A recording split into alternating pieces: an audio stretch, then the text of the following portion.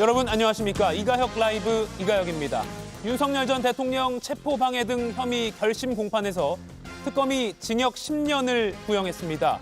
윤 전 대통령에 대한 첫 구형입니다. 잠시 후 윤 전 대통령의 최후 진술도 진행됩니다. 어떤 내용일지 주목되는데 가장 신속하게 여러분께 전해드리겠습니다.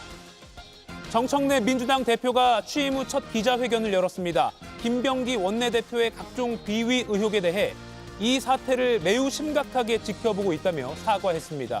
김 원내대표 거취 변화가 있을지 주목됩니다. 그럼 오늘 함께할 네 분의 해설위원 소개해드리고 백다 앵커의 브리핑으로 첫 번째 이슈 보겠습니다.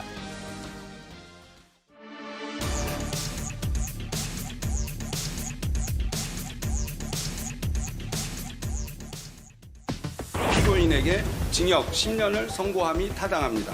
피고인의 이 사건 범행들은 그 범정이 무겁고 재책이 중하므로 피고인에게 징역 10년의 형을 선고하여 주시기 바랍니다. 반성은커녕 교묘한 법기술을 내세웠다.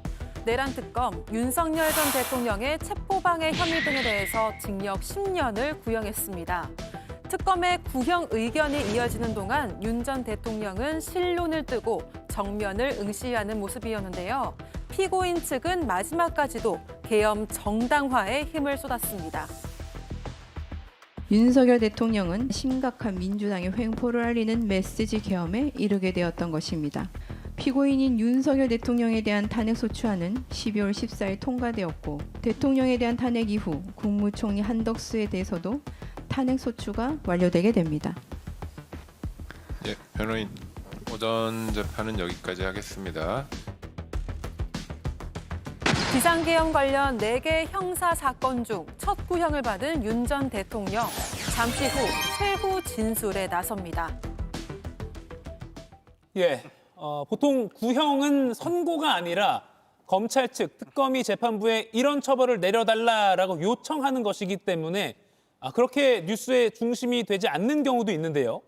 아무래도 윤 전 대통령 12.3 계엄 사태 이후에 본인에 대한 첫 구형이기 때문에 오늘 상당히 많은 관심이 쏠립니다. 징역 10년을 구형했습니다. 나눠서 보면 체포영장 집행을 저지한 것에 대해서 징역 5년형을, 그리고 계엄 국무회의에서 국무위원 심의와 의결권을 침해했다는 등의 내용에 대해서 징역 3년형을, 그리고 사후 계엄 선포문을 작성하고 이를 임의로 또 폐기했다라는 혐의에 대해서 징역 2년형을, 그래서 총 징역 10년형을 구형했습니다. 그리고 윤 전 대통령 측의 입장이 있었고요. 그리고 조금 뒤에 윤 전 대통령 본인이 피고인석에서 재판부를 향해서 최후 진술을 할 예정입니다. 최후 진술 내용이 어떤 내용이 나올지도 상당히 주목이 되는 상황이라 이게 진행되고 또 내용이 속속 들어오는 대로 시청자 여러분께 가장 빨리 전달해 드리겠습니다. 조윤선 위원님, 아직 사실 이 시간이면 최후 진술이 이뤄졌을 것이라고 생각하고 여러분께 좀 평가를 부탁드리려고 했는데 아직 나오지 않았습니다. 다만 앞서 졸속 재판이라고 변호인단이 재판부를 직격한 적이 있었고요. 또 오늘도 부정선고론을 말했다가 백대현 부장판사에게 사실상 제지를 당하기도 했습니다. 예상입니다만 오늘 최후 진술 어떤 내용이 나올 것으로 좀 보십니까? 윤석열 전 대통령의 이번 사건에서 재판에 임하는 모습을 살펴보게 되면 국민들에 대한 사죄와 반성하는 모습을 보여줄 가능성은 굉장히 낮다고 하겠죠.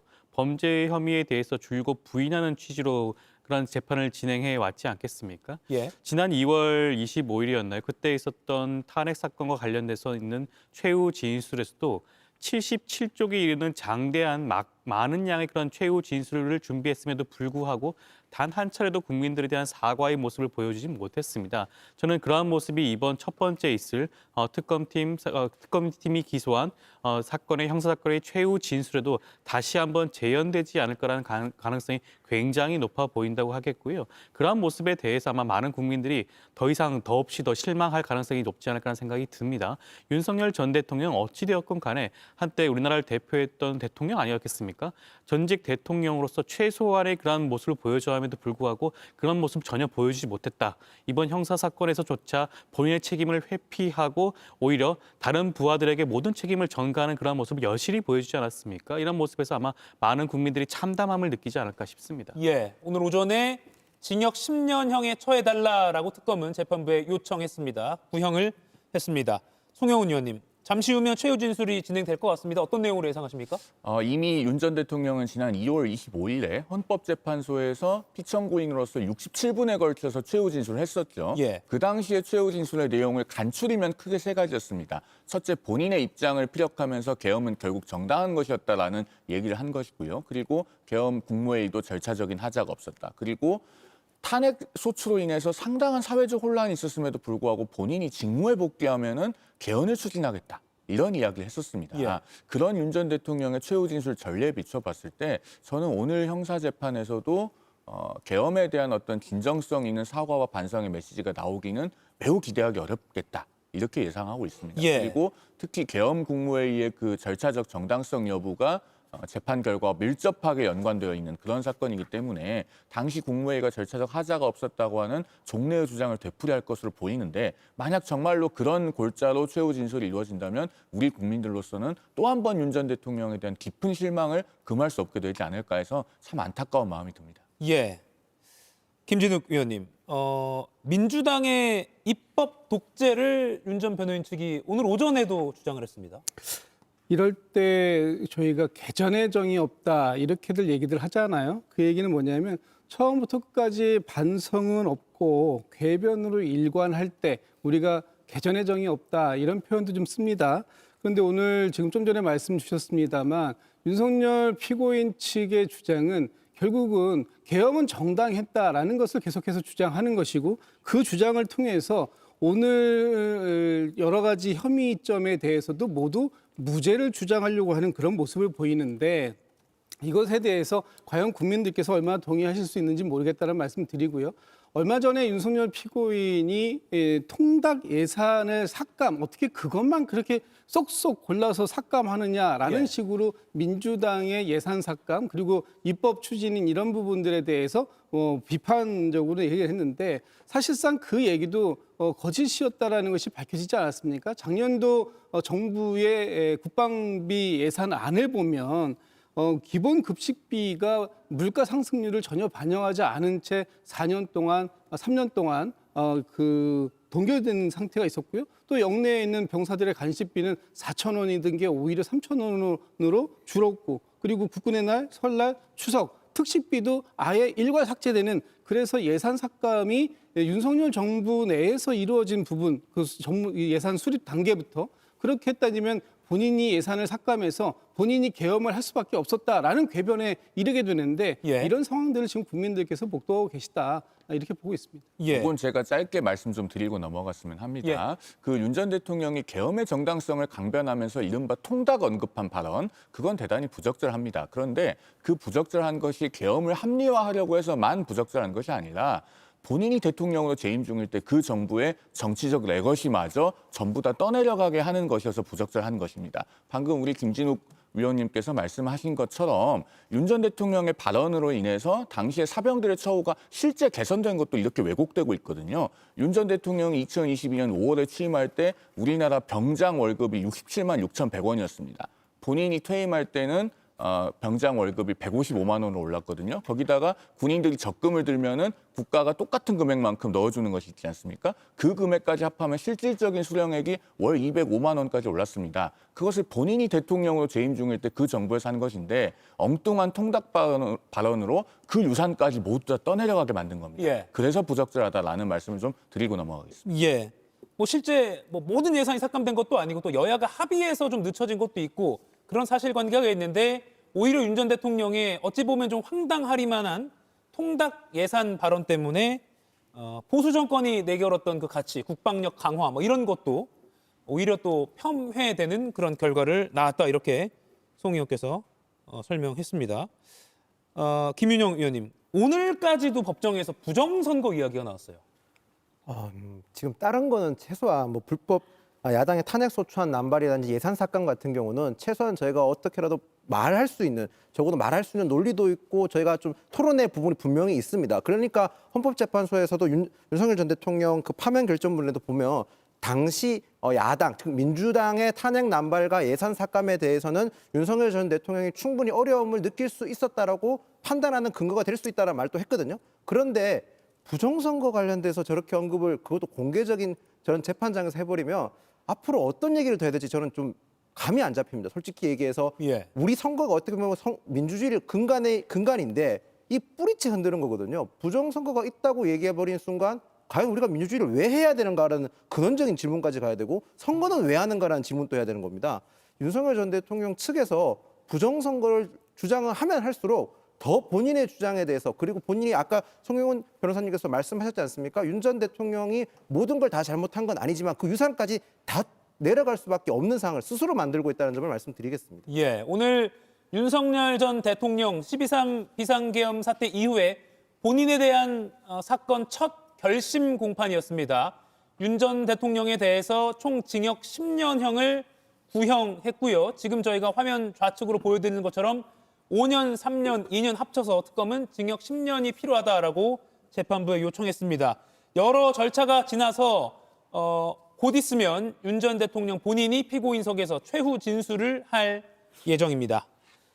오늘 사실은 구형도 오후쯤에 나오지 않을까라는 예상도 있었습니다. 왜냐하면 오전에 이상민 전 장관, 그리고 조태열, 최상목 이 세 사람에 대한 증인 신문이 있을 수 있다라는 예측이 있었기 때문입니다. 그런데 구형이 생각보다 빨리 점심시간 전에 나왔습니다. 세 사람 모두 출석하지 않았기 때문입니다. 송영훈 의원님. 결심 공판에서 이렇게 신청했고 또 불출석했어. 이거 어떻게 봐야 됩니까? 이 세 사람에 대한 증인 신청은 이제 윤 전 대통령의 변호인들이 지난 16일에 했었죠. 예. 그리고 19일에 한 차례 증인으로 불렀는데 세 사람 다 안 나왔습니다. 불출석 사유서를 냈죠. 그러니까 재판부가 오늘 마지막 기일에 한 번 더 불러보고 예. 안 나오면 그대로 결심한다라고 예고를 했던 것이고, 아니나 다를까 세 사람 모두 나오지 않았습니다. 안 나올 만하죠. 왜냐하면 이상민 전 장관은 본인도 지금 비상계엄과 관련해서 피고인 신분이고 다른 피고인의 재판에서는 선서마저 거부했습니다. 그다음에 최상목 전 경제부총리는 계엄과 직접적으로 관련은 없고 헌법재판관 미임명 문제로 지금 직무유기 혐의로 기소가 되어 있습니다만 예. 어쨌든 본인도 피고인 신분이에요. 그리고 간접적으로 계엄 이후에 벌어진 일로서 관련이 있으니까 본인도 나와서 증언하고 싶지 않을 겁니다. 그다음에 조태열 전 외교부 장관은요, 이상민 전 행안부 장관 재판에서 이미 계엄 국무회의의 상황에 대해서 상세하게 증언을 했어요. 그 2분 정도 되는 국무회의는 회의라고 보기가 어렵다. 예. 본인의 기억에는 대통령이 자리에 앉지도 않고 서성이는 모습만 기억이 난다. 이런 증언들을 다 했는데 나오면은 뭐가 유리하다고 증인 신청했는지 저는 잘 이해가 가지 않습니다. 예. 그리고 재판부가 증인이 나오지 않는다고 증인 채택을 철회하고 결심을 할 때는 그렇게 일방적으로 진행하지 않습니다. 사안을 쭉 판단하면서 이 증인이 정말 피고인 입장에서 불러야 할 결정적인 증인인가를 보는 것이거든요. 말씀드렸듯이 조태열 전 장관 나와봤자 유리하지 않은 증인입니다. 그런 모든 사정을 고려해서 증인 채택을 철회하고 결심을 한 것이기 때문에 혹시라도 일방적인 절차 진행이라고 하는 세간의 오해는 좀 없었으면 합니다. 이런 부분들은 법률가들의 통역이 적극적으로 필요한 부분이라고 생각됩니다. 예, 조윤선 위원님. 그럼 이 세 사람이 안 나올 걸 알고 대신 시간 끌기는 좋겠다라고 생각해서 윤 전 대통령 측이 계속 좀 불러보려 한 걸까요? 그렇다고 봐야 되지 않을까 싶습니다. 윤석열 전 대통령 측 입장에서는 이 재판이 1월 18일 이후에 선고나는 것을 그토록 바래왔던 거 아니겠습니까?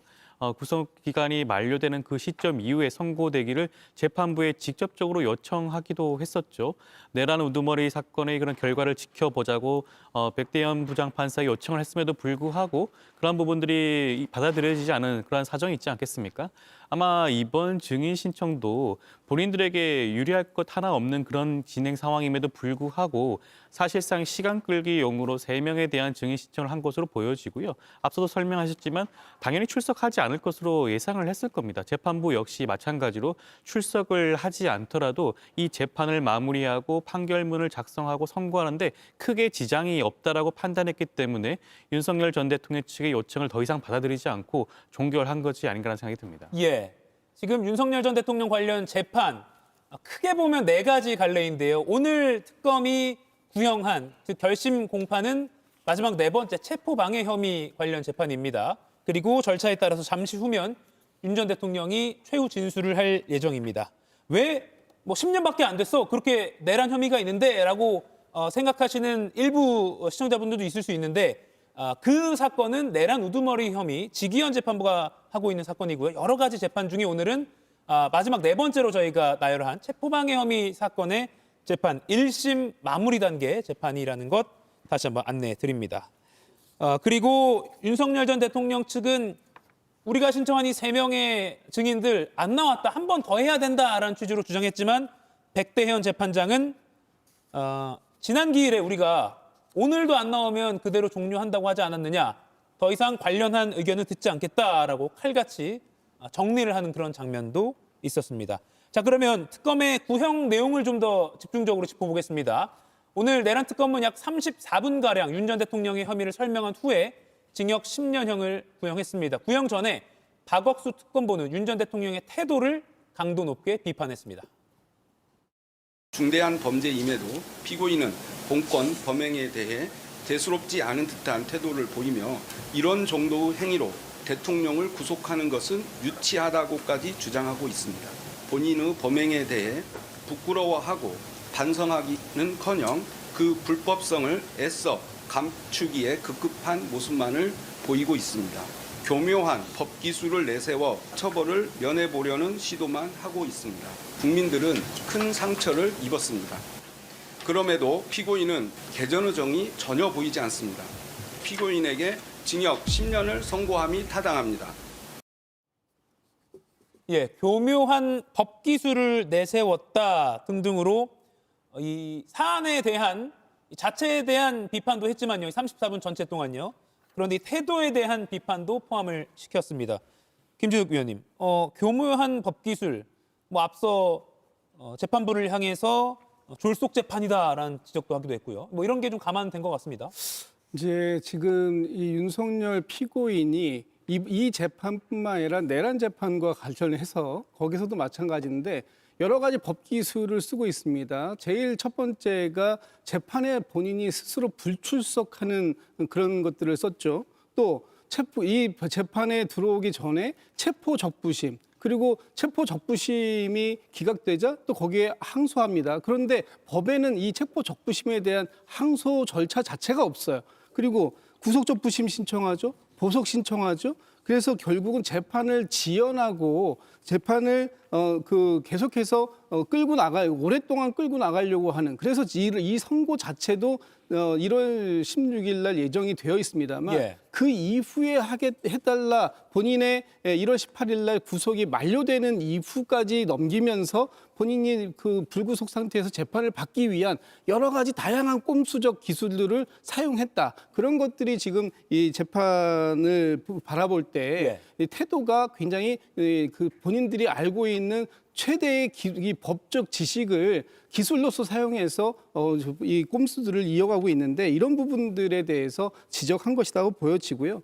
지금 특검이 지적하고 있습니다만 본인의 행위에 대한 반성은 전혀 없고 오히려 그 불법성을 감추기 위한 궤변으로서 이 재판을 진행시켜 오고 있는 이런 과정들, 그래서 결과적으로 형사처벌을 면하는 데에만 급급한 모습을 보여주고 있는 이런 것들이 오히려 본인이 재판 이 과정에서 보여준 이런 것들로 인해서 아마도 재판부에서 지금 그 검찰이 오늘 특검이 구형한 10년형을 거의 그대로 받아줄 수밖에 없는 그런 상황들, 빌미를 스스로 만들었다. 저는 그렇게 판단을 하고 있습니다. 예.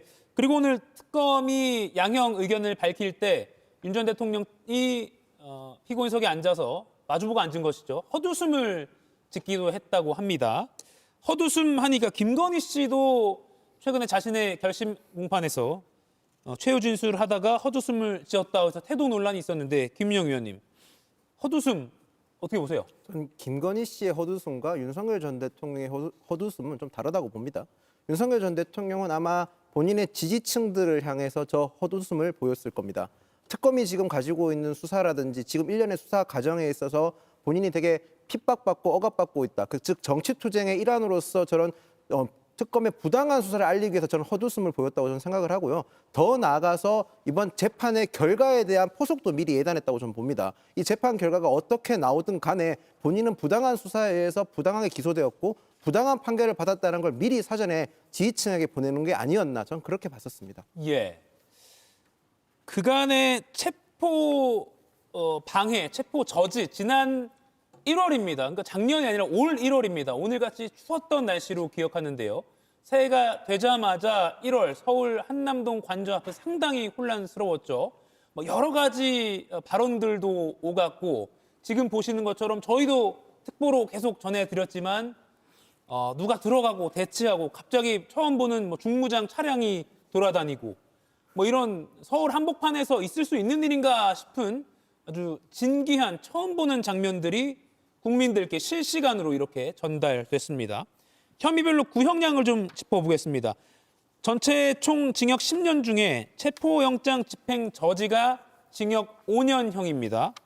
송영훈 의원님, 이 구형량 좀 적절하다고 보세요? 일단은요, 이렇게 특검이 나눠서 구형 의견을 밝히는 것 자체가 지극히 이례적인 일이고 저는 잘 본 적이 없습니다. 이게 지금 법리적으로 가능한지에 대해서 좀 의문이 있어요. 물론 전체로서 하나의 형인 징역 10년을 구형하면서 그 각각의 논거를 저렇게 밝힌 것으로 선회할 수도 있겠지만은 우리 형법은요, 판결이 확정되지 않은 여러 개의 죄가 있으면 그중에서 가장 중한 죄에서 정한 형의 2분의 1까지 가중하게 되어 있습니다. 그러면은 가장 무거운 형의 1.5배까지가 법적인 상한이 되는 것이죠. 저렇게 5년, 3년, 2년을 나열해서 다 더하는 방식으로 형을 정하지 않습니다. 그리고 분리해서 구형을 할 수 있는 경우는 어떤 경우냐면 공직선거법상 예를 들어서 공직선거법과 다른 죄가 경합되어 있을 때 예. 선거법 위반으로 벌금 100만 원 이상인지 아닌지를 정확하게 가려야 되지 않습니까? 피선거권 때문에. 그런 것은 법에 분리선고를 하도록 조항이 있습니다. 그런 경우는 검찰도 분리구형을 하는데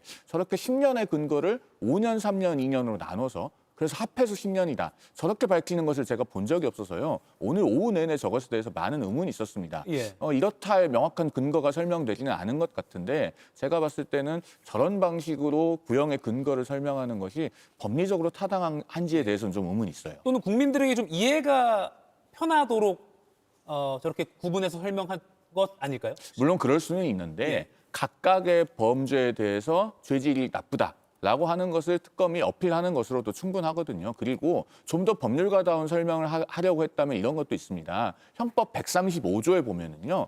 형법은 제7장에 공무원의 직무에 관한 죄를 규정하고 있습니다. 그러면서 공무원이 공무원의 지위를 이용해서 그 공무원의 직무에 관한 죄 이외에 나머지 장에서 규정한 죄를 범했을 때는 2분의 1까지 가중하도록 되어 있어요. 그러면은 특수공무집행 방해는 그 공무원의 직무에 관한 죄에서 빠져 있습니다. 그래서 나머지 범죄에 해당하기 때문에 법정형의 2분의 1까지 가중할 수 있거든요. 대통령이 지위로서 저지른 것으로 인정된다는 말입니다. 그런 걸 사실은 법리적으로 정교하게 설명하는 것이 훨씬 더 법률가다운 태도였을 것이다라는 생각은 듭니다. 예.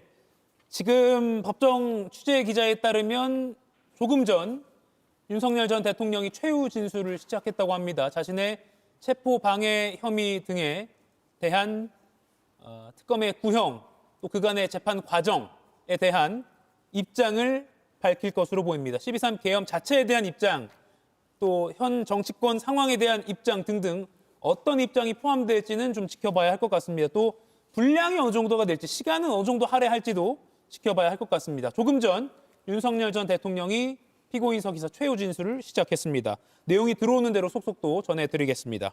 조윤삼 의원님, 체포영장 집행저지 징역 5년. 특검은 이 경호처를 자신의 사병처럼 동원한 전례가 없다라고 밝혀서 사실 정말 전례가 없는 일이죠.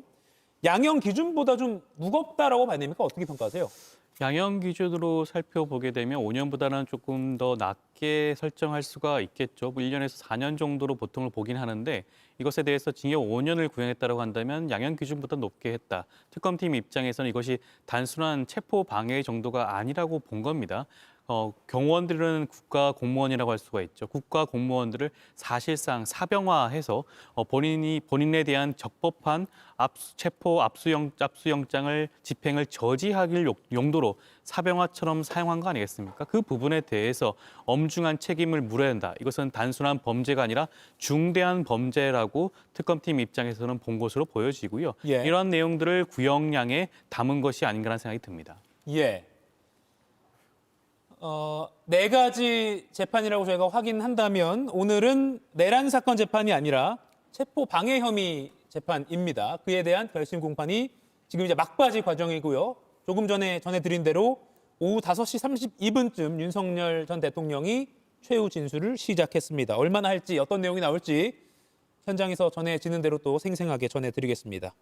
자, 지난 올 초로 좀 가보겠습니다. 윤 전 대통령이 공수처의 소환 요구를 계속 불응했죠. 그리고 작년 12월 말에 체포영장이 청구되고 발부가 됐습니다. 올 1월 한남동 관저로 온 국민의 눈길이 쏠렸습니다. 저도 특보를 진행하면서 소식을 전해드렸던 기억이 나는데 대체 안에서 무슨 일이 있는 건지 도저히 알 길이 없어서 망원 렌즈로 비춰지는 이 장면들을 보고 속으로는 참 황당하기도 했고요. 이게 무슨 일인가 싶기도 했습니다. 1월 3일에 1차 체포영장 집행에 나섰지만 경호처가 저항하면서 불발됐고요. 결국 2차 시도 끝에 사상 처음으로 현직 대통령이 체포됐습니다. 그런데 그때는 그 망원 렌즈로는 알 수 없었던 당시 어떤 지시가 오갔는지 경호처는 어떻게 대응했는지 등등 그리고 그 기이했던 상황이 왜 펼쳐졌는지가 특검 수사와 재판 과정에서 속속 드러났습니다. 김진욱 위원님, 총 보여주고 훈련 영상 배포해라. 나 지지율 오르고 있다. 설까지만 버텨라. 이런 구체적인 지시가 경호처 직원들에게 내려졌다는 게 진술로 나왔어요. 그렇습니다. 당시 윤석열 전 대통령이 관저에 있을 때 경호처 직원들을 데리고 순시하는 장면들 많이 봤죠. 그 과정들 속에서 관저를 사실상 요새화했고 그리고 개인 화기를 눈에 보이게 휴대하고 그것을 통해서 위협을 가하라 그런 지시가 직접적으로 있었다라는 거 아닙니까? 그리고 다른 건 생각하지 마라. 여러분들이 생각해야 될 것은 오로지 대통령인 나에 대한 안전이다라는 그 지시를 수차례 반복했다. 이런 이제 진술들이 그동안 재판 과정에서 나왔고요. 그리고 우리가 일반적으로 경호처가 상당히 중화기로 무장되어 있다는 건 기본적으로 알고 있습니다. 예. 그렇지만 그것이 언론에 노출돼도 좋다. 그리고 그 무장되어 있는 화기들을 가지고 보다 적극적으로 훈련하는 모습들도 그 공개하고 해라라는 것은 사실상 이 담을 넘어오려고 하는 체포 시도 이 부분에 대해서 무력 시위를 해라라는 지시를 한 것이기 때문에 예. 굉장히 부적절했던 지시다라는 것이 그동안의 재판 과정에서 사실상 확인이 되었다라고 보고 있습니다. 예. 그리고 뭐 윤 전 대통령 어디 도망간 거 아니야라는 막 의혹이 생기니까 의도적으로 산책하는 장면이 노출되기도 하고요. 참 많은 일이 있었습니다. 그러니까 작년 연말부터 올해 1월 15일에 2차 체포영장이 집행되기까지 정말 그 경호처와 공수처의 대치로 인해서 엄청난 사회적 혼란이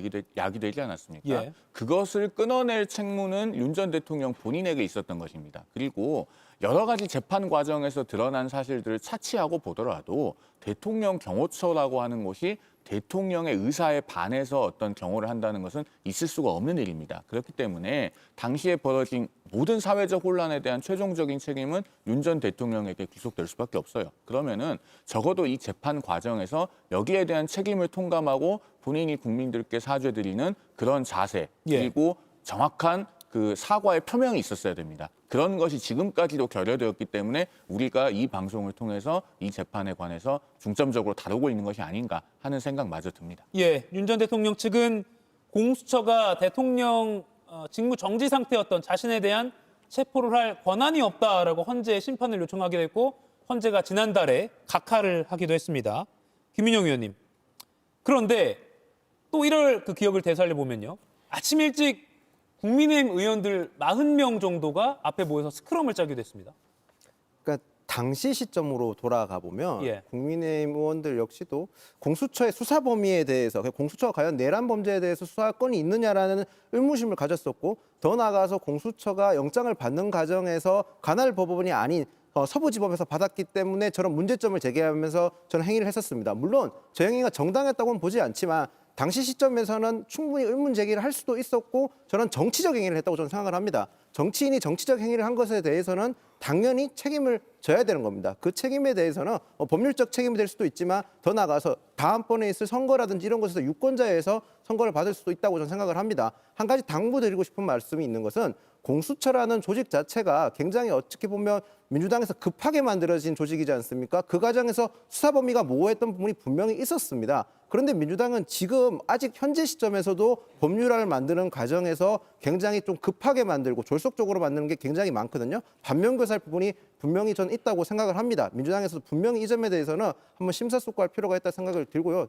제가 개인적으로 한 가지 말씀드리고 싶은 것은 저 경호처 직원분들에 대해서 좀 말씀을 드리고 싶습니다. 예. 아까 제가 지금 계속 지속적으로 경호처 분들이 개인 악의를 노출해서 나오는 모습이 나오던데요. 굉장히 마음이 아픕니다. 저는 개인적으로 대통령실 근무를 해서 경호처 분들이 어떤 마음으로 경호관으로 지내는지 잘 아는데 일반적으로 경호관들은 본인의 화기를 드러내지 않습니다. 그게 경호의 기본 원칙이죠. 저렇게 개인 악의를 드러내는 팀은 CAT팀이라 그래서 경호처 내부에 있는 공격 대응팀입니다. 저런 대응팀을 의도적으로 노출했다는 것은 윤석열 전 대통령이 어떤 마음으로 저 자신의 체포를 막기 위해서 어떤 마음으로 어떤 행위를 했는지 알 수 있을 것 같은데요. 저는 아까 송영원 변호사님 말씀대로 윤 전 대통령이 진솔한 사과가 반드시 필요한 시점이다. 그렇지 않으면 경호처라는 저 국가에 반드시 필요한 조직이 붕괴되는 현상까지 저는 일어날 거라 생각이 들거든요. 윤 전 대통령의 진솔한 사과가 반드시 필요하다는 점 다시 한번 말씀드리겠습니다. 진솔한 사과가 필요하다라는 지적이 지금 이 자리에서 패널들 여러분들께서도 말씀을 하고 있는데 지금 이 시각 윤석열 전 대통령이 자신의 이 체포영장 집행 저지 등 사건과 관련해서 최후 진술을 하고 있습니다. 과연 진솔한 사과가 나올지 당시 해외 모든 언론까지 한남동 관저의 그 대치 상황을 보도했던 국가의 어떤 위상을 떨어뜨렸던 사건이기도 하니까 그런 것에 대한 반성과 국민에 대한 사과가 나올지 좀 지켜봐야 할 것 같습니다. 오후 5시 한 30분 좀 넘어서 최후 진술을 시작했다고 하니까요. 지금 한 10여 분 정도 된 것 같은데요. 어떤 발언들이 나올지 저희에게 또 들어오는 대로 생생하게 전해드리겠습니다. 그건 특검 조사나 재판 과정에서 당시 윤석열 대통령이죠. 직무가 정지됐던. 그리고 김건희 씨가 경호처 직원들에게 했던 구체적인 발언들이 속속 드러났습니다. 저희가 그래픽으로 정리했습니다. 영장 집행 자체가 불법이니까 이거 기각될 거다. 그리고 우리에게 지금 체포하러 들어온 이 경찰들은 총 쏠 실력도 없다. 그리고 총 갖고 있는 거 보여줘라. 그리고 아까 말씀드린 대로 지지율이 상승하고 있으니까 설 명절까지만 버텨라라고 했고요. 또 김건희 씨도 체포영장 집행이 되고 난 이후에요. 경호처는 총기 갖고 뭐 했냐라는 그런 질책성 발언을 했다라는 것도 경호처 관계자들의 증언으로 나왔습니다. 송영훈 위원님, 이런 부분도 오늘 체포영장 집행 저지에 좀 중요한 증거로 좀 작용이 할까요? 그동안에 이것은 경호처 간부들의 법정 증언들이 있었으니까요. 예. 그런 부분들을 법원이 종합적으로 판단해서 지금 사실관계를 정리해놓고 있을 겁니다. 그리고 어느 정도 법원의 심증이 형성됐기 때문에 다음 달 16일에 선고하겠다라고 선고 일정도 고지한 것으로 보여요. 그렇기 때문에 이것은 직업법률가들이라면 어느 정도 사건의 결론을 예상할 수 있습니다. 1월 18일까지가 윤 전 대통령의 이 체포방해 등 사건의 구속영장에 기한 구속 기간이거든요. 그런데 법원이 애써 선고일을 1월 16일로 잡았다면은 예. 사실 유죄가 인정된다면 상당히 중한 실형이 선고되고 이것을 통해서 구속 상태가 계속 유지될 가능성이 매우 높다고 보이는 것이죠. 그렇기 때문에 이 체포방해 사건은 어느 정도 가닥이 나 있습니다. 그러면은 여기서 지금 이 순간 벌어지고 있는 그 최후 진술을 통해서 윤 전 대통령이 정말로 진솔한 사과를 하지 않으면 국민들께 진정성 있는 사죄를 할 기회마저 없어지는 겁니다. 예. 중형을 선고받고 항소심에 가서 그런 최후 진술 한들 그것이 국민들께 자발적으로 보이겠습니까? 지금 이 시간 1분 1초는 윤 전 대통령에게 주어지고 있는 어떻게 보면 마지막 기회다라는 점을 본인이 지금 유념하고 있길 바랍니다. 정말로 바랍니다. 저희 방송사들이 촬영한 그런 영상도 다 일종의 증거가 되는 거잖아요. 화기류를 노출해서 다니거나. 그럼 그것과 이런 지시가 있었어요라고 했던 증언과 맞춰봐서 또 더 신빙성 있는 증거가 되는 것이죠. 그것도 그렇고 당시 경호처 간부 중에는 윤 전 대통령의 지시를 받고 본인의 카카오톡 그 나와의 대화에 메모를 해놓은 것들도 증거로 제출이 되어 있고 하지 않습니까? 그러니까 법정에 나와서 경호처 간부의 말만 있었던 것이 아니고 그 말을 뒷받침하는 디지털 증거 같은 것도 있는 상황입니다. 그렇기 때문에 여기에 대해서는 상당히 다층적으로 증거가 갖춰져 있다고 볼 수 있고 그렇기 때문에 특검도 막판에 와서 100명이 넘는 증인에 대해서 증인 신청을 철회하고 그들의 참고인 진술 조서에 대해서 굳이 증거 능력을 받지 않아도 된다라는 식으로 지금 재판에 임하고 있다. 이렇게 해설을 드릴 수 있을 것 같습니다. 예. 윤석열 전 대통령이 피고인석에서 최후 진술을 이 시각 하고 있습니다. 오후 5시 32분부터 했기 때문에 지금 약 한 13분 정도 계속 발언을 하고 있고요. 미리 적어온 내용을 읽고 있다고 합니다. 그리고 특검의 기소 혐의를 부인하는 취지로 발언을 이어가고 있다고 합니다. 조윤삼 위원님, 그러면 지금 우리 이 네 분이 모두 공통적으로 지적하고 있는 진솔한 사과, 반성 이런 취지의 발언은 뭐 어느 정도 비중이 있을지 모르겠습니다만 아직까지는 크게 나오지 않는 것 같아요. 그렇다면 반면에 증언이나 증거는 비교적 명확한 상황이기 때문에 반성하지 않는 지금 이런 태도는 재판부의 최종 판단에서 불리하게 작용할 수밖에 없는 거겠네요. 윤 전 대통령 입장에서는요. 그렇죠. 굉장히 불리하게 작용이 될 수밖에 없는 것이 지금 모든 혐의가 인정이 된다고 한다면 저는 뭐 거의 구형량에 버금가는 그런 형이 선고가 될 가능성이 높지 않을까 싶습니다. 그 형을 조금이라도 줄이기 위해서라면 적어도 반성하는 모습을 보여줘야겠죠. 이런 사건의 경우에는 피해자와 일정 부분 뭐 합의할 수 있는 형사상 합의할 수 있는 그런 사건이 아닙니다. 그렇다고 한다면 본인 스스로가 이 범죄 혐의에 대해서 진심 어린 사과와 반성하는 모습을 보여줄 때 양형상 감경 사유가 된다고 할 수가 있겠죠. 윤석열 전 대통령은 그러한 모습 전혀 보여주지 않았습니다. 재판 과정에서도 항상 그래왔고요. 아마 최후 진술에서도 그러한 모습을 유지할 것으로 보여집니다. 저는 그것이 다만 이 사건뿐만 아니라 나머지 내란 우두머리 사건이라든가 각종 7개 사건과 연결해서 생각해 볼 수밖에 없지 않을까 싶습니다. 이 사건에 대해서 반성하고 사과하는 모습을 보여준다고 한다면 자칫 다른 사건에서만큼도 법리적으로 더 이상 다투지 않고 그런 사죄하는 모습을 보여줄 수밖에 없다는 생각을 하는 것 같아요. 모든 사건에 대해서 지금 범죄 혐의를 부인하는 일관된 모습을 보여주기 위해서라도 아마 이번 사건 최후 진술에서도 그런 모습을 보여주지 않을까 싶습니다. 예. 그리고 오늘 구형, 징역 10년이 구형됐고요. 이에 대한 최종 판단, 즉 선고는 해가 바뀌어서 다음 달 1월 16일이 1심 선고일입니다. 그런데 오늘도 윤 전 대통령 측은 길 연기를 주장했습니다. 1월 16일, 이거 너무 빠르다. 일종의 핵심, 주요 재판이라고 할 수 있는 이 내란 사건 재판 결과를 보고 나서 이 체포영장 사건 결론도 내야 한다. 그러니 1월 16일보다 훨씬 뒤로 미뤄달라라는 겁니다. 지금 지기현 재판부가 2월쯤에 내란 재판 1심 선고를 할 것으로 예상되기 때문에 그러면 윤 전 대통령 측 주장대로라면 2월 중순 이후가 될 수 있는데 백대현 재판장은 오늘 1월 16일 선고에 대해서는 아마 못 박을 것 같습니다. 지금 최후 진술 이후에 또 선고기를 공식적으로 또 한 번 더 확정하니까요. 김진욱 위원님. 왜 계속 이렇게 미뤄야 된다?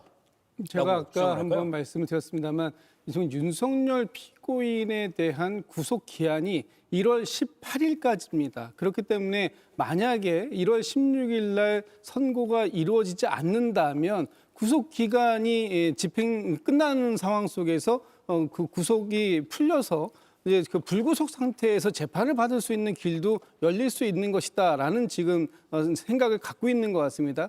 며칠 전에 다른 그 외환죄와 관련된 부분에 의해서 구속영장이 이제 심사가 있었습니다. 그런데 그 심사 결과가 언제쯤 나올 것이다라는 부분은 사실 미정 상태에 있기 때문에 만약에 그 상황이 지금 오늘 이루어지고 있는 이 구형과 관련된 재판이 1월 16일 날 이루어지지 않는다. 그 사이에 또 외환죄와 관련된 이 구속영장의 집행이 이루어지지 않는다면 예. 본인은 얼마든지 풀려 나가서 불구속 상태에서 재판을 이어갈 수 있겠다 이런 판단을 한 것 같아요. 그렇기 때문에 지금 가장 본류인 사건이 내란 우두머리 사건이고 그 사건이 만약에 무죄를 받는다면 지금 이런 혐의들도 다 무죄다라는 것을 주장하기 위해서 그 사건을 지켜보고 이 사건에 대한 선고가 이루어져야 된다는 부분을 계속해서 강조하고 있습니다만 백대현 부장판사 입장은 지금 몇 차례 나온 게 있습니다. 그 사건들과 이 사건은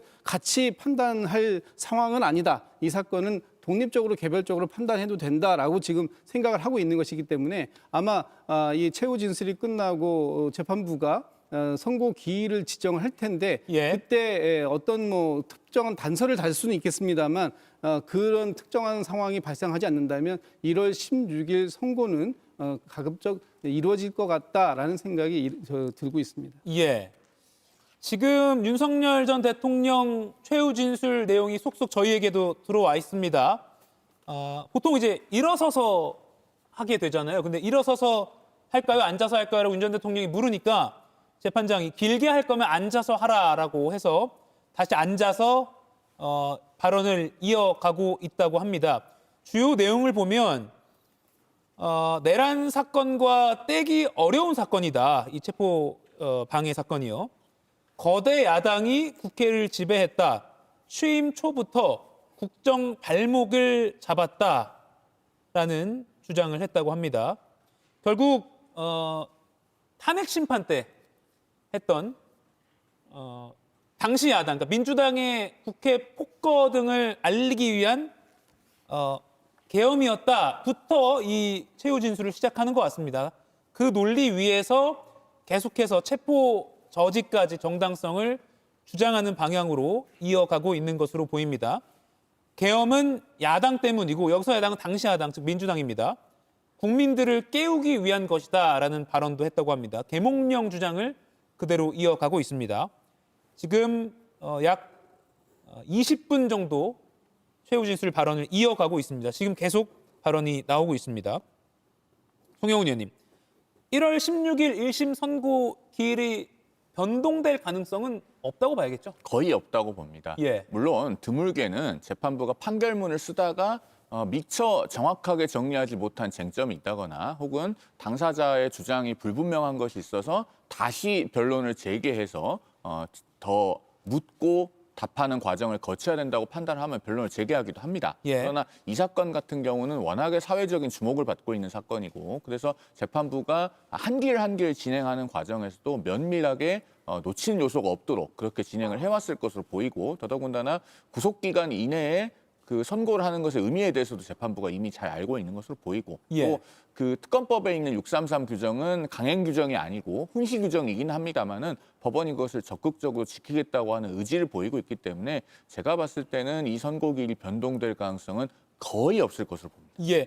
보통 그러니까 지난 기일 때 이미 1월 16일 선고일을 재판장이 사실상 확정적으로 밝혔는데 절차적으로는 피고인의 최후 진술이 끝나고 그럼 마지막 마무리 발언하면서 선고기일은 언제로 하겠습니다라고 밝히고 마무리하잖아요. 그렇죠? 그렇죠. 아하. 그러면 최후 진술이 끝나면 백대현 부장판사가 1월 16일 선고로 잡겠습니다라는 발언을 하게 될 텐데 그때 최종적으로 확정이지만 지금 송영훈 변호사의 예상대로 또 앞서 여러 언론에서도 백대현 부장판사 입장을 전해드린 대로 내년 1월 16일 징역 10년 구형에 대한 최종 판단 1심 선고가 나올 것으로 보입니다. 김윤영 의원님, 국민들에게 야당의 폭거를 알리기 위한 것이다 등등의 발언이 있고요. 거대 야당이 국회를 장악했다. 국정 발목을 잡고 있다. 그리고 이 체포영장 집행 방해는 내란 사건과 떼기 어려운 사건이다. 지금 최후 진술 이렇게 하고 있거든요. 우려했던 방향으로 가고 있다고 좀 볼 수밖에 없네요. 아마 저런 식으로 발언을 하신다면 본인 때문에 피해를 입게 된 경호처라든지 아니면 지금 국무위원들에 대한 진솔한 사과는 없을 것 같다는 생각이 듭니다.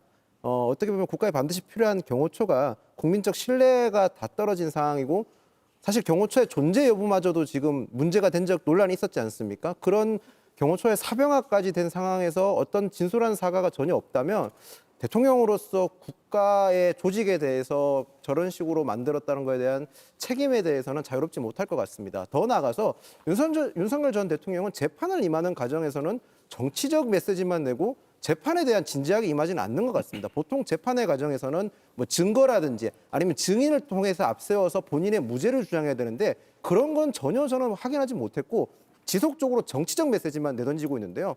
언제까지 사법투쟁이 아니라 정치투쟁만 반복할지 참 의문심이 듭니다. 네.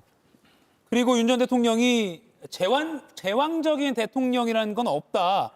보시지 않았냐? 그냥 대통령이 계엄 해제했는데도 바로 내란몰이를 하면서 대통령 관저에 밀고 들어오는 거 보시지 않았습니까?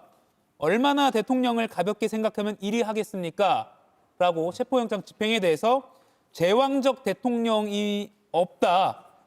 내란몰이 하면서 대통령 관저로 밀고 들어왔다. 이렇게 표현을 했습니다. 김진우 위원님.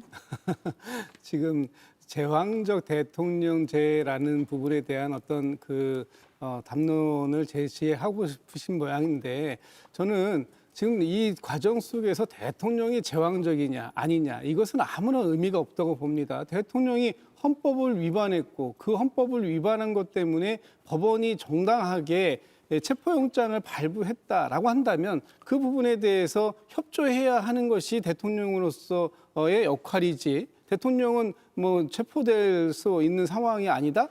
어차피 대통령은요 내란과 외환죄를 제외하고는 이 형사상의 소출을 받지 않게 헌법에서 대통령 직의 안정성을 보호하고 있었습니다. 예. 그럼에도 불구하고 스스로 그 직의 안정성을 내던져 버린 것이 윤석열 피고인 아닙니까? 그렇다면 지금 뭐 자기가 제왕적 대통령이 아니었다라는 것을 강변할 때가 아니라 본인이 왜 이 헌법에서 규정하고 있는 그 정상적인 국정의 운영 방안 안에서 정치적인 해결책을 찾지 못했는가 하는 부분에 대한 반성을 해야 하는 때가 아닌가 싶습니다. 예. 조윤선 위원님, 대통령이 계엄을 해제했는데도 관저로 밀고 들어오는 거 보지 않았냐? 얼마나 대통령을 가볍게 생각하면 이러겠습니까? 라고 재판부에 반문하듯 말했어요, 지금. 저는 윤석열 전 대통령의 최후 진술에서 굉장히 불필요한 말을 많이 하고 있다는 생각이 듭니다. 지금 진행하고 있는 사건의 혐의는 체포 방해예요. 그리고 국무위원의 그런 심의권을 박탈했다라는 그런 내용들입니다. 그거와 지금 주장하고 있는 각종 내용은 어떻게 보면 내란 우두머리 죄에서나 주장을 할 법한 그런 내용이라고 하겠죠.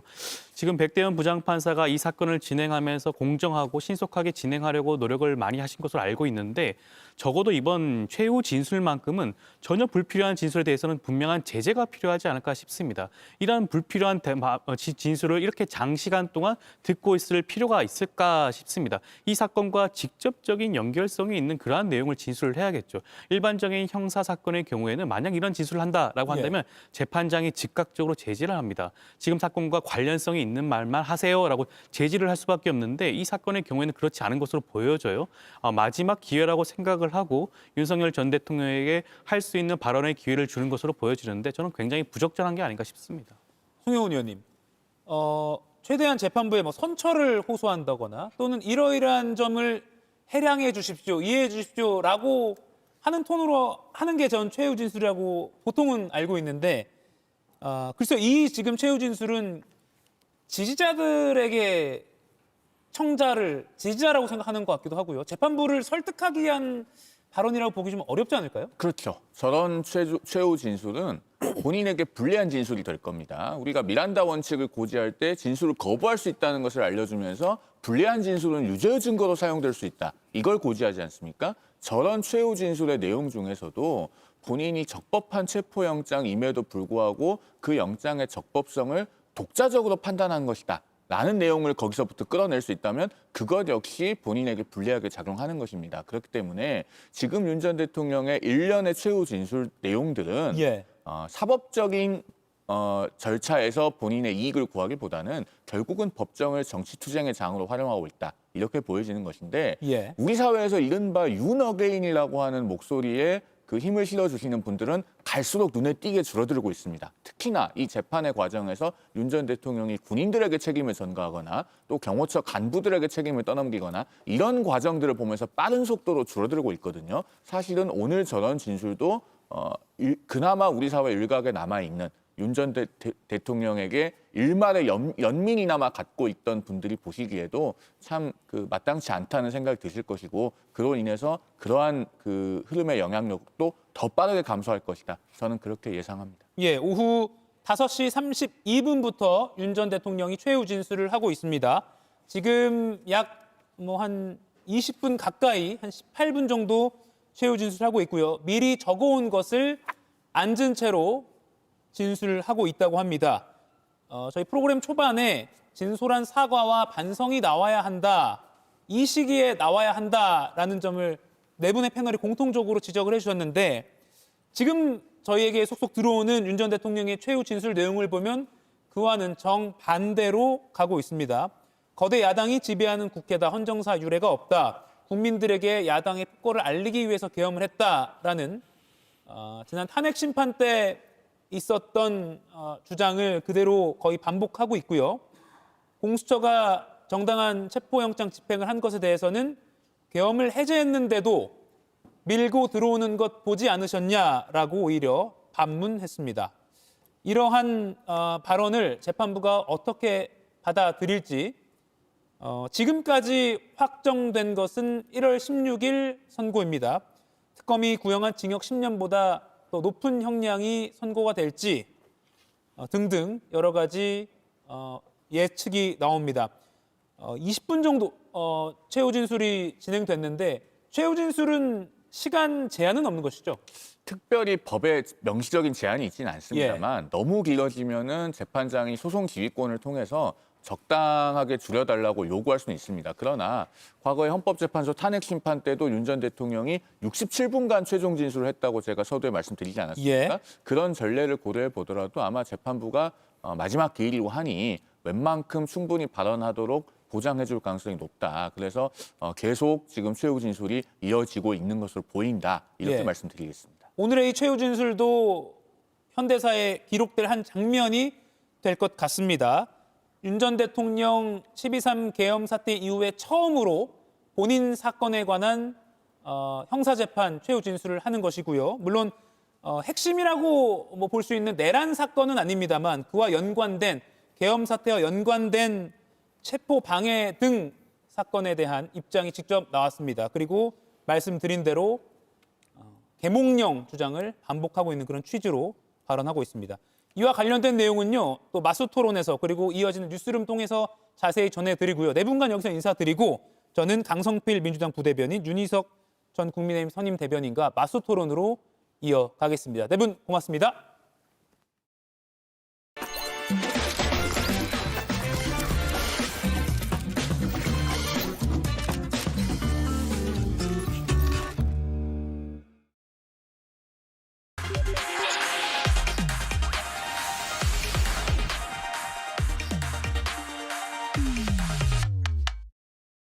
금요일 마수 토론 강성필 더불어민주당 부대변인, 윤희석 전 국민의힘 선임 대변인 두 분과 함께 하겠습니다. 어서 오십시오. 안녕하세요. 저희가 오늘 사실 준비한 게 많은데 워낙 윤 전 대통령 체포영장 집행 방해 이 사건 최후 진술이 주목할 만한 내용들이 좀 많아서요. 이 내용도 속보로 속속 전해드리면서 또 짚어보겠습니다. 일단은 오늘 정청래 민주당 대표가 취임 후 첫 기자회견을 했습니다. 이 내용도 상당히 중요해서 백다 앵커의 브리핑으로 먼저 보고 두 분과 이야기 나눠보겠습니다. 취임 100일에도 기자회견을 열지 않았던 정청래 대표, 오늘 첫 기자회견을 했습니다. 이 자리에서 당내 파트너 김병기 원내대표에 대한 질문도 나왔는데요.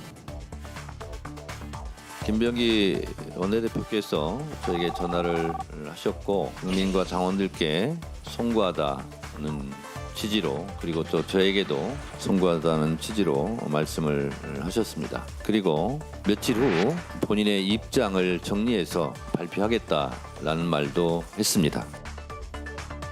어제 김 원내대표와 통화한 내용을 전하더니 해당 논란에 대한 자신의 입장도 밝혔습니다. 저도 이 사태에 대해서 매우 심각하게 지켜보고 있습니다. 당 대표로서 이런 일이 발생한 것에 대하여 국민 여러분들께 정말 죄송하고 송구스럽습니다. 사과드립니다. 당 대표의 공개 사과가 나온 상황. 이후 김병기 원내대표의 행보와 거취에 관심이 쏠립니다. 예, 첫 번째 토론 키워드 정청래까지 공개 사과, 김병기 거취는이라고 잡아봤습니다. 강성필 부대변인께 먼저 여쭤봐야 될 것 같습니다. 지금 김병기 원내대표 관련 의혹이 계속 보도가 나오고 있고 아마 더 나올 것 같아요. 이 상황 민주당에서 어떻게 보고 있어요? 뭐 정청래 대표께서도 말씀하셨지만 사실 뭐 현역 의원들 그리고 당원들 지지자들 모두 다 이 상황에 대해서 상당히 뭐 안타깝고 심각하게 바라보고 있다는 것은 사실입니다. 예. 근데 결국에는 이 사태는 이 김병기 원내대표가 해결을 해야 될 문제입니다. 옆에서 도와줄 수가 없는 문제죠.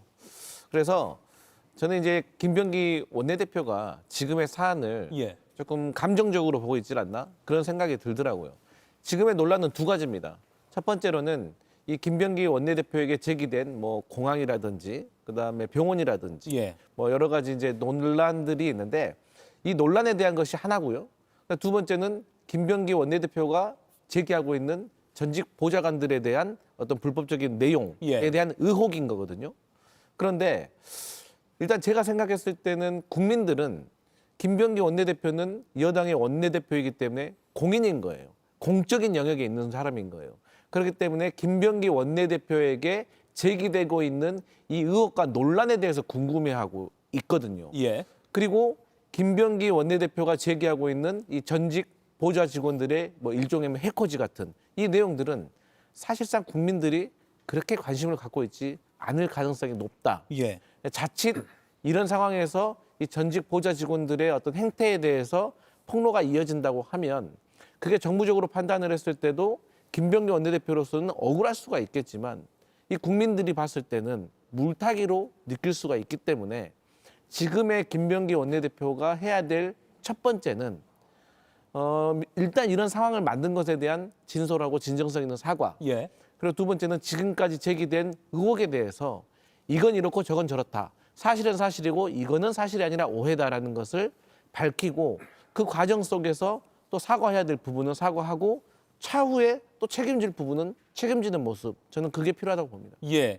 그러니까 김병기 원내대표가 계속해서 이걸 제보한 사람이 이러이러한 행적을 저한테 했던 사람입니다라고 말을 하기 때문에 아니 그게 아니라 국민들은 그건 알겠는데 뭐 호텔에서 받은 거, 뭐 공항에서 의전, 지역구에 있는 병원을 뭐 특혜를 받아서 빨리 들어가게 한 거 이거는 맞는 거예요? 라는 질문을 지금 던지고 있는 거잖아요. 그렇죠. 방금 전에도 지금 강성필 부대변인께서 그 보좌진의 뭐 불법적인 일, 그래서 불법이라는 말씀을 하셨는데 지금까지 알려진 것 중에 보좌진이 불법적인 일을 한 게 있나요? 설령 있다 하더라도 여기서의 핵심은 그 사람들이 제기한 의혹의 내용에 대해서 지인이가 어떻게 되느냐 그것 아니겠습니까? 그러니까 지금 번지수를 잘못 잡고 말씀하신 걸로 보이고 기본적으로 김병기 원내대표는 본인과 같이 정책 목적을 향해서 같이 가고 있었던 6명의 보좌진들이 왜 본인과 본인 가족에 대해서 저런 감정을 가질 수밖에 없었는가에 대한 인간적인 부분부터 점검을 해야 할 것으로 봅니다. 예. 어떤 처신을 해왔길래 인간관계를 도대체 어떻게 맺어왔길래 한두 명도 아니고 6명의 집단으로 본인들이 모셨던 분들에 대해 저렇게까지 하겠습니까? 이것은 이제 해코지라고 표현을 하셨는데 이유가 있겠죠, 뭔가. 그리고 이분들이 얘기하는 것들이 굉장히 예민한 것들이고 증거가 다 있다고 저는 봅니다. 말씀하셨지만 뭐 호텔 숙박권이라든지 그런 것도 보면 금액을 회사 내에서 거래를 통해서 알려진 그 금액을 본인이 스스로 수령한 것처럼 예를 들어 뭐 원가에 해당하는 금액을 얘기하면서 예. 나는 그 원가만큼만 받았다. 그래서 법적 처벌을 피하기 위한 100만 원 이하로 좀 내리려고 하는 거잖아요. 그런 것부터 시작해서 며느리에 대한 해외 공항에서의 의전. 그리고 오늘 또 보도가 또 나온 게 있어요. 배우자가 본인 지역구의 구의회 부의장의 업무 추진비 그 카드를 부의장에 당선된 바로 다음 날부터 받아갖고 썼다는 거 아니에요. 예. 이거는 정말 큰 얘기입니다. 그냥 녹취가 다 있어요. 본인 스스로 그런 얘기를 해요. 그 부의장이 내가 줬고 내가 이걸 무마하기 위해서 뭘 하겠다. 이걸 어떻게 막으려고 합니까? 원내대표직을 그만두고 안 두고 그 차원이 아니라고 봅니다. 아. 이 정도는 뭐 국회의원직은 무조건 사퇴해야 되는 상황이라고 이거 수사 들어가야 되는 거 아니에요? 구의회 부의장의 업무 추진비를 배우자가 썼다. 그를 무마하려는 시도를 배우자가 직접 해요. 그 목소리까지 나왔어요. 예. 이걸 어떻게 막으려고 하는 건지 저는 정말 모르겠습니다. 예. 요 사안 말고도 오늘 또 다른 보도가 새로 나온 걸 보면 김원내 대표 장남이 국정원 직원인데 이 첩보 업무를 아버지 그러니까 김병기 의원실에 문의를 해서 해결하려 했던 그런 정황도 포착됐다. 김병기 의원이 의원실로 전화해서 우리 아들 좀 도와달라. 뭐 이러이러한 거 뭐 물어보는데 도와줘. 뭐 이런 취지로 통화를 했다. 이런 보도도 있었습니다. 전체적으로 보면 그러니까 의원이라는 또는 뭐 지역구의 뭐 터줏대감이라는 그런 지위나 권력을 남용했다 이렇게 정리가 되는 것 같아요. 그럼요. 그 지금까지 보도된 것들이 사실이라면요. 어떤 과거의 김영란법 이후에 많이 청산됐던 안 좋았던 그 관습들 그리고 잘못된 국회의원들의 어떤 특혜 그리고 뭐 특권 의식들 예. 이런 것들이 아직까지도 이렇게 이어지고 있다고 하면 그거는 분명히 잘못된 일이고 여기에 대해서는 사실 이번 기회에 사실 정치권의 어떤 혁신과 개혁이 저는 일어날 것으로 좀 예상을 하고 있습니다. 그러니까 뭐 우리가 이제 우스갯소리로 경찰하고 공무원하고 언론인하고 밥 먹으면 누가 밥값 내냐? 그러면 뭐 우스갯소리로 식당 주인 낸다고 하잖아요. 이거 옛날 얘기잖아요. 그러니까 우리가 웃으면서 얘기하는데 예를 들어서 이런 것들이 지금까지도 이 정치권에서 국회의원들에게 또 국회의원들뿐만이 아니라 이 가족들까지도 본인이 국회의원도 아닌데 국회의원도 그렇게 하면 안 되지만 그런 특권의식을 가지고 있다면 이거 2025년 대한민국에서 누가 동의할 수가 있겠습니까? 예. 그래서 저는 이러한 보도들이 사실이라고 하면 저는 정치적인 책임을 넘어서 법적 책임까지도 면하기는 어려운 상황이라고 저는 보여집니다. 예. 그 정치적 책임이라면 원내대표 직 사퇴 포함해서 그 이상까지도 말씀하시는 건가요? 그런데 아직까지는 이게 사실로 저는 드러났다고 증명된 거라고는 보지 않고 있거든요. 또 아니길 바라고. 그런데 만약에 사실이라고 하면 이거는 뭐 본인의 의지와 상관이 없이 저는 우리 당원들과 지지자들이 이걸 용납할 수 있을까? 예. 그런 의문이 듭니다. 오는 30일에 기자회견을 열어서 직접 입장을 밝힌다고 하는데 오늘 정청래 민주당 대표가 어제 김병기 원내대표랑 통화를 했다. 국민과 당원에게 송구하다는 취지로 이야기했다라고 표현했고요. 그리고 정 대표가 이 사태라고 했습니다. 지금 이 사태를 매우 심각하게 보고 있다. 뭐 의혹, 논란이라고 표현하지 않고 사태라고 말한 것은 글쎄요. 그냥 휙 지나가면 그냥 용어 하나라고 할 수 있지만 굉장히 무게를 실은 용어라고 보이거든요. 그렇죠. 사태라고 표현했고 매우 심각하다고 얘기했습니다. 그러니까 정청래 대표는 적어도 이 사태의 본질에 대해서 또 사태라고 말하는 것, 이 상황의 엄중함에 대해서 알고 있다는 거죠. 김병기 원내대표도 지금 느끼고 계실 거라고 봅니다. 지금 제가 말씀드린 그 배우자의 구의 부의장 업무추진 카드 수령 및 사용 그리고 그 아들의 국정원 직원인 아들의 어떤 업무와 관련해서 뭐 국가 기밀에서 해나갔다. 예. 아버지인 의원의 보좌진을 이용을 해서 뭔가를 하려고 했다. 이건 상상도 못할 일이잖아요. 이 두 가지 건은 적어도 무조건 수사해야 됩니다. 이거는 빠져나갈 구멍이 없어요. 그리고 사실인지 아닌지 확인해야 된다는데 본인들이 직접 메시지 보내고 본인들이 육성으로 얘기한 것들이 다 드러나 있어요. 이건 뭐 사실이라고 볼 수밖에 없지 않겠습니까? 그래서 김병기 원내대표가 뭐 30일에 기자회견을 한다고 하는데 예. 지금 당장이라도 뭔가 본인 스스로 이 건에 대해서 생각하는 바를 국민들께 전할 수 있도록 스스로 조치를 먼저 취하면서 뭐 민주당에도 부담을 안 주고 정권에도 부담을 안 주고 이런 방향으로 가야지 계속 지금 버티고 있는 것은 정말 보기가 안 좋습니다. 예.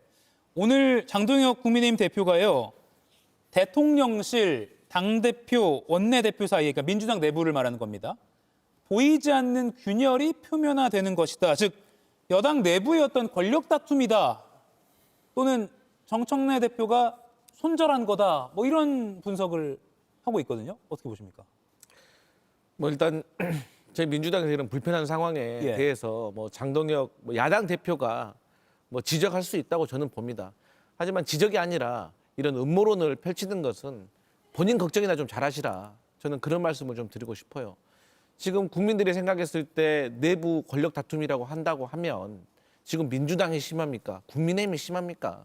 국민의힘은 그야말로 현직 대표와 전직 대표 간에 뭐 또 징계를 두고 지금 뭐 집안 싸움이 난 것을 온 국민이 알고 있는데 무슨 민주당에게 집안 싸움은 집안 어떤 권력 다툼이다 이렇게 음모론을 내세우시는 건지 그 부분은 정치 공세라는 걸 국민들이 알 거라고 생각하고 예. 뭐 그리고 또 정치 공세가 됐건 공작이 됐건 간에 국회의원이 잘못을 안 하면 되는 겁니다. 잘못을 안 하면 뭐 상대방이 아무리 뭐 공작을 하려고 하더라도 뭐 그런 일에 휘말리지 않고 진실은 밝혀지지 않겠습니까? 그럼에도 불구하고 지금 언론에서 보도되는 상황들이 김병기 원내대표에게 상당히 조금 불리하게 가고 있는 건 사실인 것 같아요. 그렇지만 저는 어쨌든 간에 사실관계는 다퉈봐야 된다고 생각을 하거든요. 예. 그렇기 때문에 이 부분에 있어서는 타이밍이 중요하다. 그렇기 때문에 시간이 가면 갈수록 오히려 김병기 원내대표에게 해명의 시간들이 조금 줄어들 수가 있기 때문에 저는 최대한 빠른 시간 내에 김병기 원내대표가 본인에게 제기되고 있는 의혹에 대해서 빨리 해명을 하는 것이 좋을 것 같습니다. 예. 민주당 당대표와 원내대표 사이에 균열이 표면화하는 것이다. 분석에 동의하십니까? 저는 좀 다르게 봅니다. 물론 그럴 수도 있겠지만 왜냐하면 정청래 대표와 김병기 원내대표 사이가 매끄럽지 않다는 것은 다 알고 있잖아요. 근데 지금 그것과 관계없이 이 권력형 비리처럼 되잖아요. 이거는 권력 다툼이 아니고 그냥 권력 비리입니다. 부패예요. 부패 스캔들이기 때문에 거기에 초점을 맞춰서 야당으로서 전열을 가다듬고 비판에 집중해야 한다고 봅니다. 그래서 저희 당에서 좀 약하게 공격하는 게 아니냐는 얘기가 있는데 장동혁 대표의 저 발언을 기점으로 해서 조금 더 당에서 세게 이 부분에 대해서 집중적으로 국민들께 알리는 그런 활동이 있기를 바랍니다. 예. 참고로 앞서 윤희석 전 대변인이 말한 그 김병기 의원의 부인이 동작구의회 부의장 법인카드를 사적으로 유용했다 이 혐의에 대해서는 김 의원실 쪽은 지난해 내사 종결이 된 적 있다라고 해명을 했고요. 이에 대해서 제보를 한 전직 보좌진 쪽에서는 당시 수사가 제대로 이루어지지 않은 것이다라고 또 재반박을 한 상황이라서 이것도 조금 공방이 이어지고 있는 그런 상황입니다. 계속해서 좀 의혹이 드러날 것 같습니다. 하나만 더 여쭈면 네. 지금 제보를 했다고 알려진 그 전직 보좌관 쪽에서는 김병기 의원이 페이스북으로 공개한 그 여의도 맞돌이라는 그 6명의 보좌진끼리 대화를 했던 그 텔레그램 방 공개한 것을 문제 삼고 있어요. 이거 어떻게 취득한 거냐, 우리 내밀한 이 사적 대화방을. 이 문제는 어떻게 해결되고 있습니까? 일단 제가 김병기 원내대표 측에게 확인한 바로는 예. 본인들은 불법적인 경로로 취득하지 않았다. 합법적인 경로로 취득을 했기 때문에 예. 공개할 수 있는 것이다. 그러니까 상대방이 변호사인데 우리가 불법적인 경로로 취득한 내용에 대해서 이렇게 공개할 수 있겠는가라고 해명을 한 걸 제가 전달을 해드리고 있습니다. 예. 근데 저도 뭐 상식적으로는 이해가 갑니다. 근데 이제 지금 와서 이제 중요한 게 뭐 제가 거듭 말씀드리지만 지금 김병기 원내대표에게는 이 전직 보좌 직원들에 대한 어떤 잘못된 뭐 행동에 대한 의혹이나 논란 제기보다는 예. 본인에게 제기되어 있는 어떤 논란에 대해서 해명을 하는 것이 저는 더 중요하다라고 보고, 그럼에도 불구하고 이제 전직 보좌 직원들이 어떤 쭉 이런 대화 내용을 보면 뭐 그래서 그리 좋아 보이지는 않더라고요. 그럼에도 예. 불구하고 그들은 공인이 아니다. 그렇기 때문에 저는 그들에 대한 어떤 폭로와 비방전은 여기서 멈추는 게 좋을 것 같다. 그런 생각합니다. 예. 이번에는 국민의힘 상황을 좀 짚어보겠습니다. 장동혁 국민의힘 대표, 보수 연대론을 오늘 아침 신문에서도 많이 보도를 했는데 이에 대해서 선을 그었습니다. 들어보시죠. 장한석 연대 나오는데. 장한석이요? 처음 듣는 얘기라서 제가 얼마 전에 변화를 말씀드렸고 우리 국민의힘이 어떻게 쇄신하고 또 어떻게 변화할지에 대한 그림도 아직 국민들께 제시하지 못했습니다. 지금은 연대를 논하기보다는 우리 국민의힘이 바뀌고 더 강해져야 할 시기라고 생각합니다. 마스토론 두 번째 주제는 연대는 시기상조, 선그은 장동혁 이렇게 잡아봤습니다. 아침 신문에 장한석, 그러니까 장동혁, 한동훈, 이준석 뭐 이렇게 붙인 키워드가 많이 나왔는데 최근 통일교 특검 추진 때문에 개혁신당이랑 좀 연대가 두터워지고 있다는 평가가 나왔는데 오늘 아침에 이 청소봉사활동 현장 갔다가 아예 선을 그었어요. 이건 좀 계산된 발언입니까? 어떻게 봐야 됩니까? 글쎄요, 장도혁 대표가 계속 본인의 노선을 유지하겠다 그런 뜻을 밝힌 것으로 제3 그 확인한 것으로 저는 생각을 합니다. 근데 연대라고 표현을 하셨는데요. 이준석 대표하고의 연대다 하는 것은 논리적으로 맞죠. 당이 다르니까. 근데 거기 한동훈 전 대표가 껴서 같은 동료를 놓고 연대라고 말씀하시는 것은 어폐가 있다고 생각합니다. 같은 당을 하고 있잖아요. 무슨 뜻인지는 알겠는데 정말 저희가 한동훈 전 대표 측이 완전히 뭐 당 밖에 있는 것처럼 그렇게 보일 정도로 갈등이 심해서 송구스럽긴 한데 그건 맞지 않다 저는 생각을 하고 어쨌든 한동훈 전 대표가 그제 메시지를 통해서 장도혁 대표의 24시간 필리버스터에 대해서 평가를 하고 다 같이 함께 대여 투쟁 전선에 나서자 이런 메시지를 냈잖아요. 거기에 대한 화답치고는 장도혁 대표의 오늘 발언은 글쎄요. 거기에 화답한다고 볼 수는 없겠고 공이 본인에게 넘어왔는데 운동장 안으로 공을 찬 거냐 거기에 대해서 좀 의문이 있습니다. 조금 더 시간이 지나면 메시지가 바뀔 수도 있겠는데 일단은 뭐 이준석 대표와의 어떤 연대마저도 선을 그은 것이기 때문에 앞으로 어떻게 입장을 바꾸실지 저도 참 궁금합니다. 그럼 장한석이어서 선을 그은 거고 여기서 한이 빠졌고 만약에 장석 이렇게 뭐 질문이 던졌다면 그건 뭐 좀 긍정적으로 봤을까요?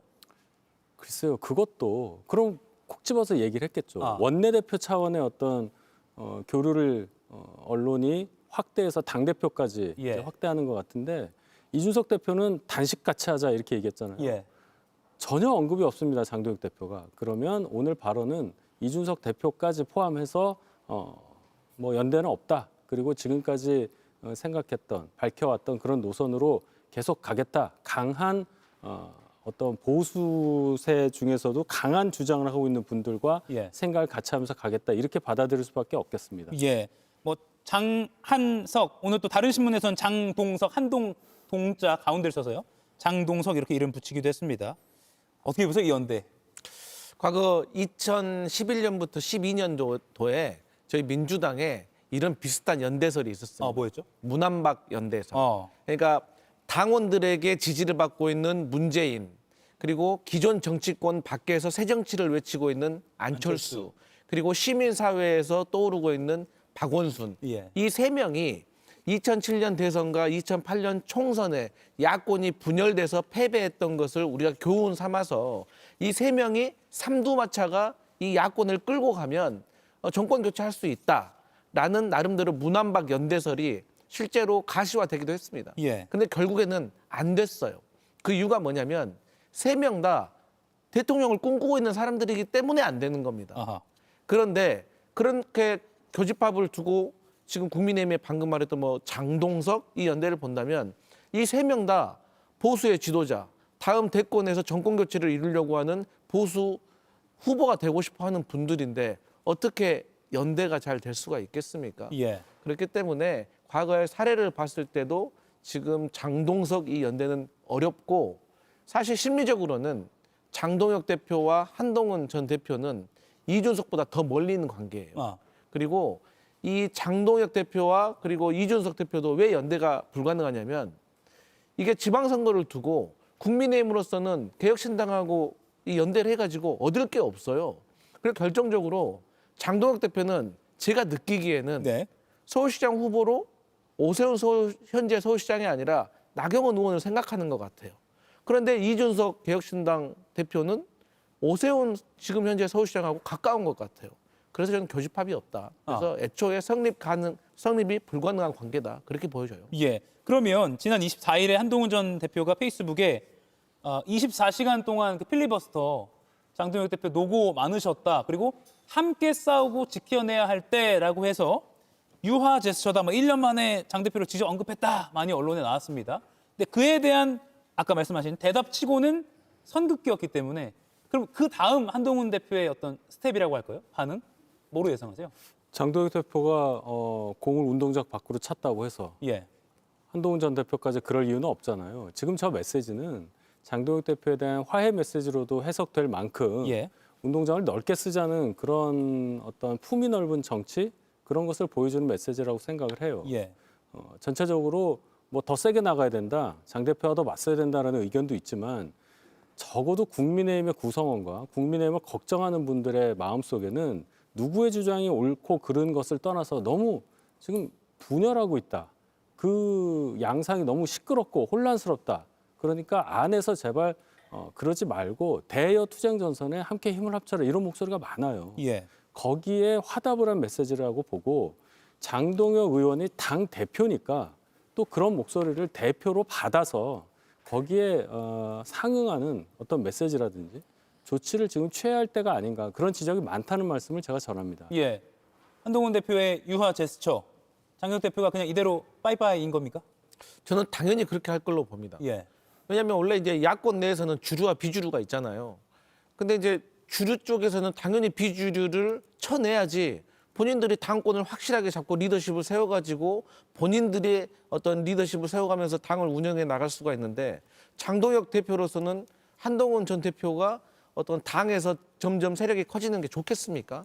전혀 좋지가 않죠. 그리고 장동혁 대표는 죄송한 말씀입니다만 제가 봤을 때는 쉽게 말해서 월급쟁이 CEO예요.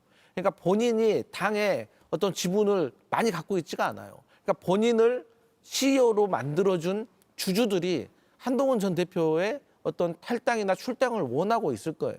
그렇기 때문에 서로 간의 의견이 성립하지 않는 거라고 저는 보고 있기 때문에 한동훈 전 대표 측이 저는 장동혁 대표 측에게 이렇게 손 내밀고 화해 제스처 내미는 거 상당히 순진하다고 생각해요. 저는 장동혁 대표 측이 이 당무감사, 그러니까 당원 게시판 문제를 당무감사위로 넘겼을 때부터 이미 마음의 결정은 내렸다. 그래서 저는 한동훈 전 대표 측은 비가 오기 때문에 그냥 맞아야 되는 거예요. 예. 변화를 기대할 수 없는 거다. 네, 그래야지 여기서 뭐 자칫 이렇게 손 내밀고 제스처 내미는 게 저는 별 그렇게 도움 안 되고 오히려 한동훈 측, 친한동훈계에서 뭐 장동혁 대표 측에 대해서 되게 비판을 하고 이렇게 싸웠던 분들에 대해서 실망을 줄 수 있기 때문에 저는 한동훈 대표가 확실히 마음을 다잡아야 된다고 생각합니다. 예. 앞서 김병기 원내대표 이야기할 때보다 표정이 훨씬 밝아지신 것 같은 건 제 개인의 생각이겠죠. 알겠습니다. 여기서 마무리할 거고요. 지금 계속해서 윤 전 대통령 최후 진술이 이어지고 있습니다. 54분째 최후 진술을 하고 있고요. 수사 오래 한 사람으로서 제 공소장은 코미디 같은 이야기다. 그리고 대통령 경호는 아무리 과해도 지나치지 않다 등으로 체포 방해 혐의에 대한 특검의 문제 제기를 전면적으로 부인한 취지로 50분째 이어가고 있습니다. 관련된 내용은 잠시 후에 뉴스룸에서도 자세히 전해드리겠습니다. 두 분과 여기서 인사드리겠습니다. 고맙습니다. Here for your trip? 호텔에서 말이야. 누군가는 런웨이를 걸었대. 나는 어떤 방을 만나게 될까? 어디라도 걱정 없이 트립. 호텔 최저가 보장제 24시 고객센터 호텔 예약도 트립닷컴. 관리요? 전기분해수가 3단계로 살균하고 푸성하고 상쾌한 허브향 버블까지 1등의 관리는 다르다. 코에이 룰루비데. 삼촌, 뭐 봐? 틱톡. 좋아하는 것만 쫙 보여주니까 재미가 없을 수가 없다. 그게 돼? 제한 모드로. 틱톡. 알아서 걸러주니까 모두에게 적합한 컨텐츠만 볼 수 있지. 연예인 삼촌이 좋아요 좀 눌러줘. 아무것도 안 올렸어? 16세 미만은 기본으로 비공개 계정임.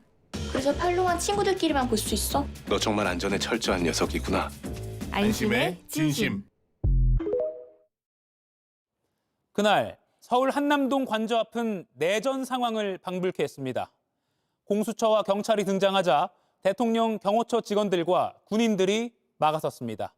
가장 아래 철문에 1차 저지선, 중간 길목에 경호처 버스로 2차 저지선, 관저 바로 앞에 인간 방패로 또다시 3차 저지선, 소형 전술차까지 등장했습니다.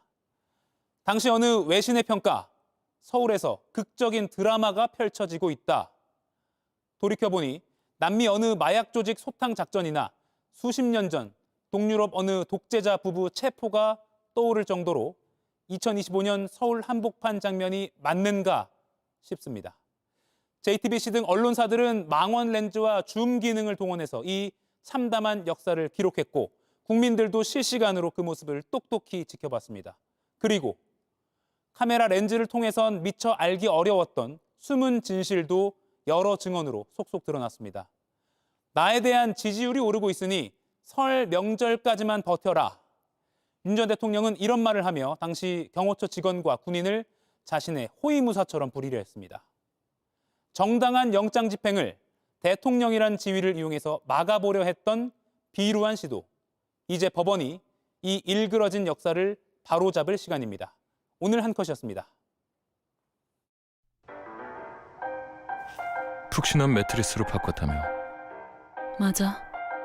탄탄한데? 그것도 맞아. 어제는 푹신하게, 오늘은 탄탄하게. 필요한 부위에 맞춰 매트리스 경도를 내가 원하는 대로 바꾸다. 숙면을 컨트롤하는 꿈의 기술. 비렉스 스마트 매트리스. 야, 너 내가 그런 말로 화가 풀릴 것 같아? 고추마요도 모르면서. 계속 알고 싶은 프라닭의 시그니처. 고추마요 치킨, 프라닭 치킨.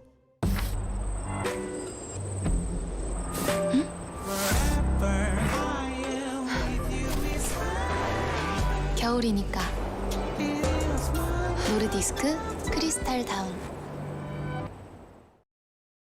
바로 이어지는 JTBC 뉴스룸 예고해드리겠습니다. 김병기 더불어민주당 원내대표의 배우자가 동작 구의회 업무추진비 법인카드를 사적으로 받아 쓴 걸로 보이는 녹취가 공개됐습니다.